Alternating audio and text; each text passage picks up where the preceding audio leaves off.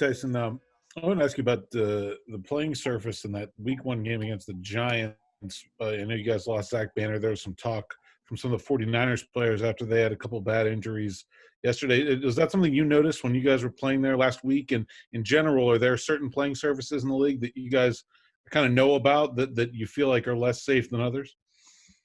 Yeah, I think heading into a week, you always want to know, whether it's grass or turf to prepare, whether mentally or have the right shoes on.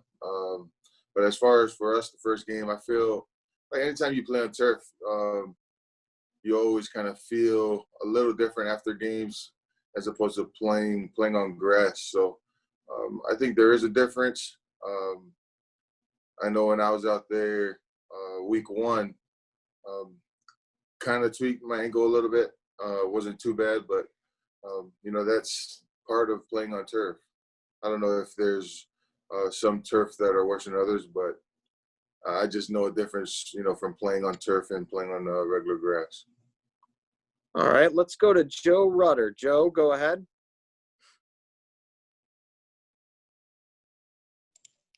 Hi, Tyson. You seem like you're fitting right in here with, guys taking down the quarterback. What's it mean to be able to play in this defense, and do you guys think you can sustain the amount of rushing and blitzing you've been doing this year?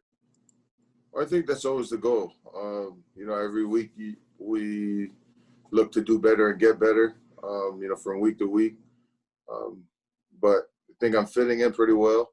And I think, just having the guys that we have on our defense make it, a lot better for me, whether it's Bud or TJ coming off the edge and, Cam too, and pushing up the middle. I think, when teams have to game plan around those guys, it makes it that much easier for me to just go out there and do my job.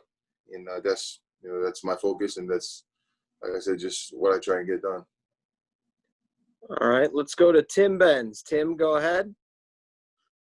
Tyson, after all your guys' success against New York, what did the Broncos do better than they did in Game 2 to keep them in it in the second half with the backup quarterback? Did you guys, maybe as a front seven, get a little too far up the field and kind of run beyond their running backs and the quarterback from time to time? I'm not sure. I did watch the film, but it's when you game plan around their starting quarterback,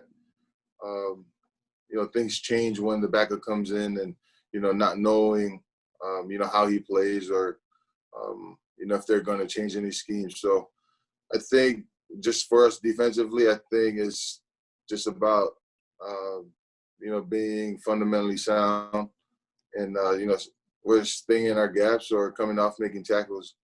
But and that's is one of those games that, of course, we could always play better, do better, and those are things that we're going to fix and make sure we take care of those before Sunday.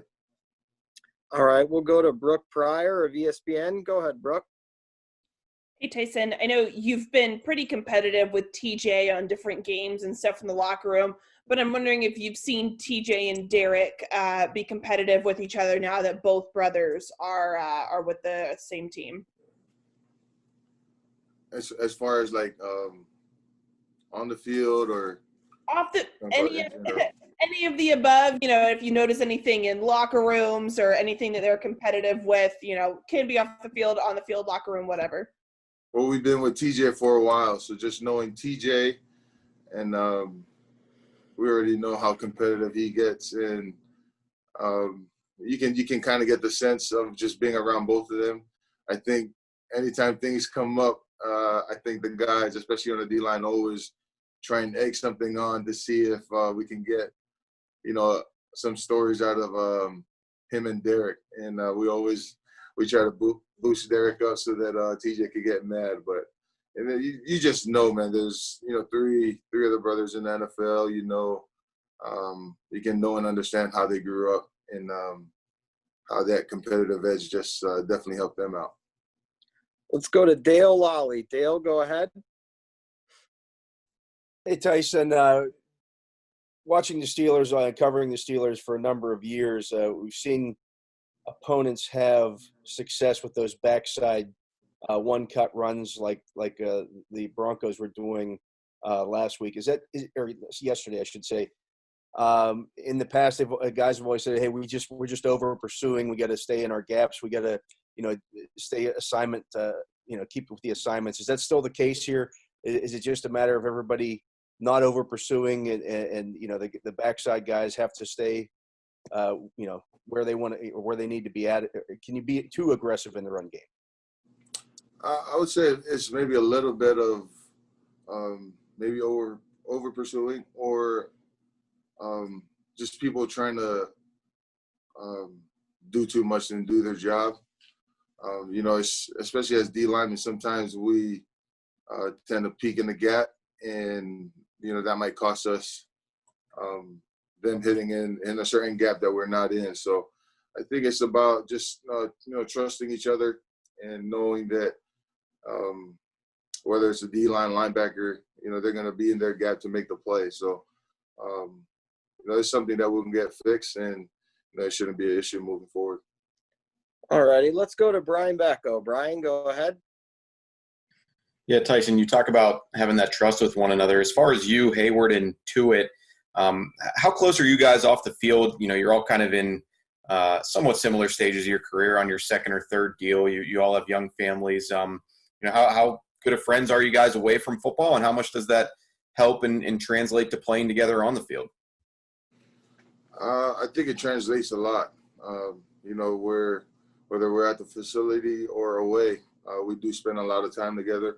And I think when you build that camaraderie or that brotherhood more, it definitely translates to the field, because, when I go out there and they trust me to, be on, sub packages or, our base fronts, it's you carry that much more that, when I'm out there, I don't want to let them down. And when you can get to that level, I think you begin to build something special. And I think that, translates not just for a D-line, but our whole defense. And I think people are starting to get a feel of that. All right, let's go to Noah Strackbean. Noah, go ahead. Hey, Tyson. So the guys behind you, the defensive line depth, and even Alex and Ola seem to be filling in nicely. With the NFL dealing with so many injuries, how important is it for guys like Isaiah and Chris and those guys to continue to keep you guys rested on the field? I think it's very important. And, just amongst the D-line, we've been talking about it since training camp. It's probably the best depth overall as a D-line, just including the outside linebackers, from that standpoint of, bringing in the right guys. And, a lot of the people that we had, or the people that we just kept around, everybody can play. So it's always good to have that problem, good to have a lot of people that can play football.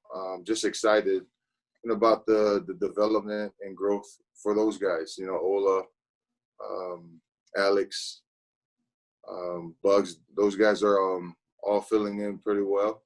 And I think it just goes to show that, it just tells that the coaching, they're doing a good job with the coaching and bringing in the guys and developing them to, get opportunities and make the most of them.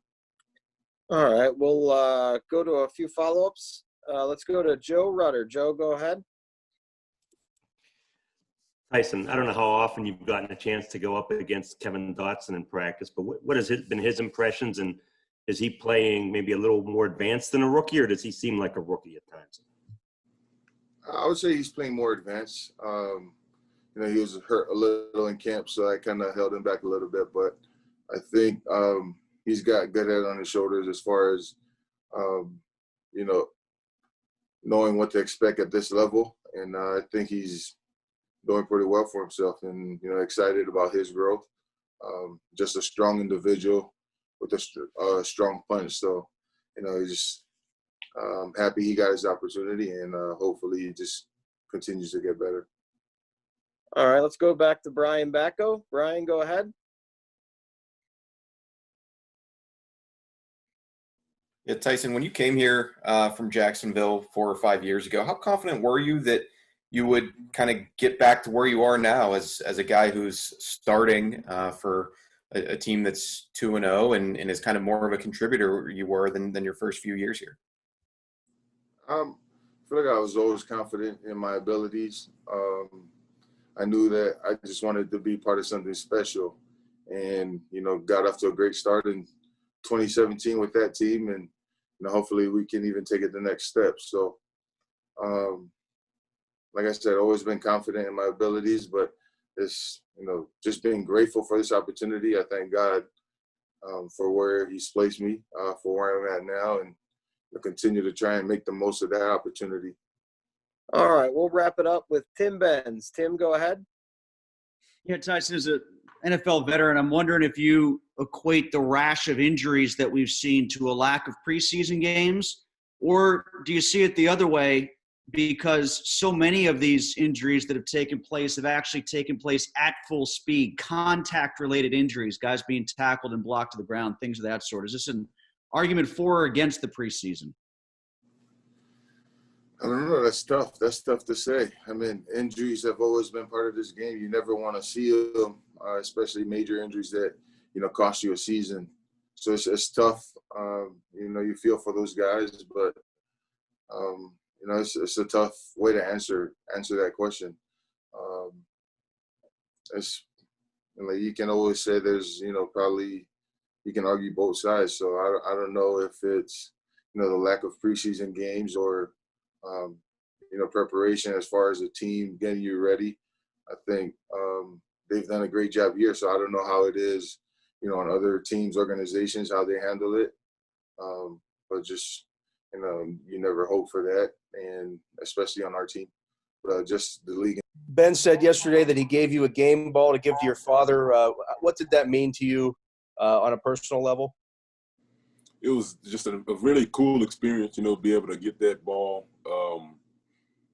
I've been talking to Ben and just telling him about my father and stuff like that. So it was really cool to get that, gift, and just being able to send that to my dad, who I know is going to appreciate it, and I know he's going to hold on to it forever. All right, let's go to Joe Rudder. Joe, go ahead. Yeah, hi, Kevin. Did you get a chance to talk to your dad last night and explain what had been and done for you, and how did he take that? Oh yeah, he called me as soon as the game was over. So I got to talk to him as soon as it happened, and this is the most excited I've heard him before. Just like how perked he was to hear it.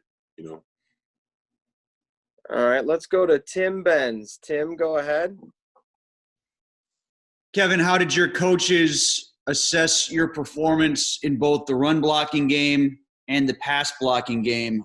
Did you find yourself better in one category or the other? I did. I think I did better in my my pass protection. I don't think I did too bad in either one of them, but I think I did better in my pass, just off of not giving up any sacks, things like that, against quality opponents. All right, let's move on to Brooke Pryor. Brooke, go ahead. Hey, Kevin. You've been one of the guys that's been more vocal about social justice issues on your Twitter. And I was just curious, it was hard to see from the press box. What name did you choose to put on the back of your helmet for this week? And why is speaking out about social justice things like police brutality important to you? That's important to me just because I've been through situations where I feel like things could have been handled way differently, and I think that because of the things that has happened to me, and I know the things that happened to me weren't the worst, and the things that I see on or hear from my teammates, friends, family have been worse than my experience. So I know that things need to change, and we need to find some type of ground to get these things fixed. Let's go on to Brian Back, though. Brian, go ahead. Hey, Kevin. Yeah, you mentioned not allowing any sacks. I think I also saw a stat that you didn't even allow a pressure yesterday. Do you feel like that's something your pass blocking? I mean, are you surprised that you maybe graded out better in that? I remember when you got drafted, you told us you don't really love being labeled a mauler because you think you're more than just a run blocker. Do you feel like you maybe opened some eyes with your pass blocking yesterday? I think I did. I think the people who know football pretty much know that I am more versatile than just being a run blocker. The people who know the position and things like that can know that I'm not just a run blocker. But it was good to be able to kind of prove it to other people. All right, let's move on to Albie Oxenrider. Albie, go ahead. Hi, Kevin. Good morning. How you doing? Good. Talking about your performance yesterday, you talked about what the coaches may have said to you. How did you grade yourself? What was your mindset going in? What was it like, living through what has, I'm sure, been a lifelong dream, and how do you think it played out compared to what you expected? I came in, if you'd asked me this before the season started, I'd have been like, I can imagine the game going crazy, and it's going to be really hard to block these people. But I've been taking practice reps with Tuitt and Cam and TJ all during these weeks. So, getting into that game, I have confidence in going against pretty much anybody, defensive line wise. And, as for myself, from how I feel I did in the game, I'm easily my hardest critic.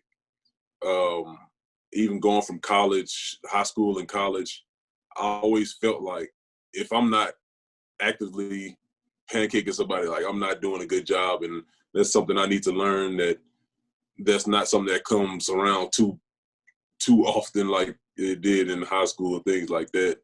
So I think I did pretty good, but I feel like I could do way better. All right, let's move on to Hugh Ringer. Hugh, go ahead. Kevin, in the beginning of the game, how nervous were you? How long did it take you to calm down? And what linemen were tremendously helpful to you during the action with picking up stunts and things like that? Chuks help you a great deal. How about Marquise? Oh, definitely Marquise. He's definitely the leader, and I follow him wherever he says, whatever he wants me to do. To tweak my game to it.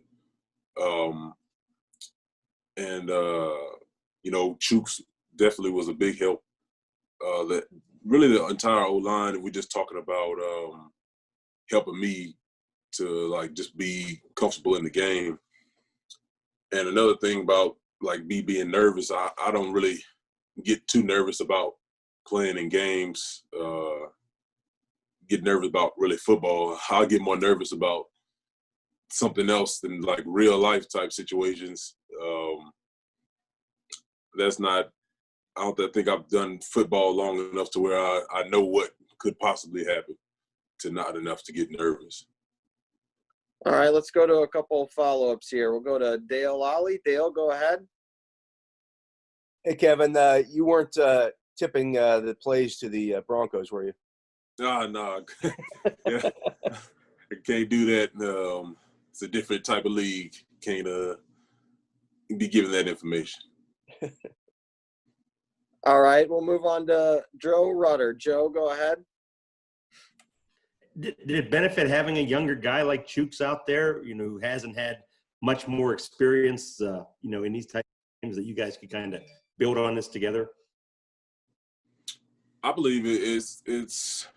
I feel like he's more experienced than people really give him credit for, just off of how confident he is in the game, and him knowing his plays and being able to help me if I didn't know mine. It is good to have somebody who's just a vet, but closer to me than one of the older vets. All right, we'll go back to Brian Bacco. Brian, go ahead.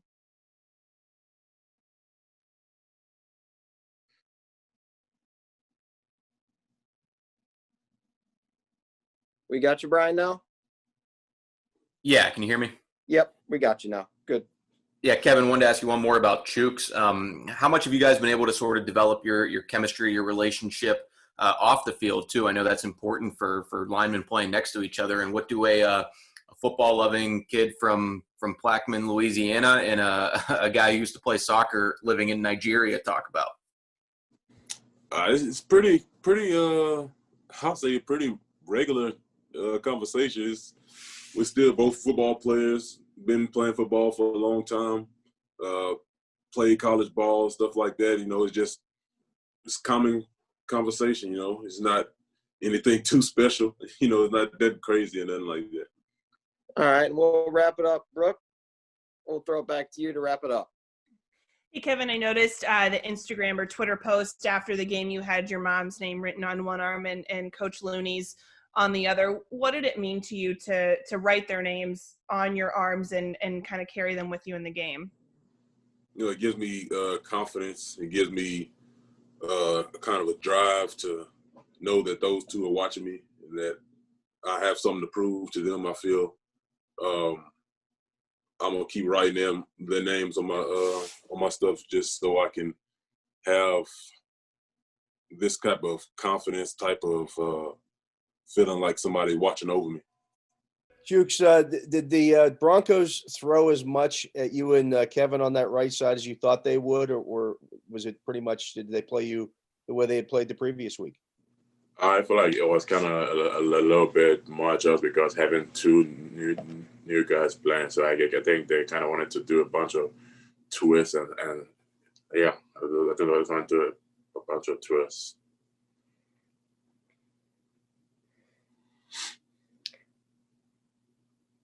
Joe Rudder, Trib.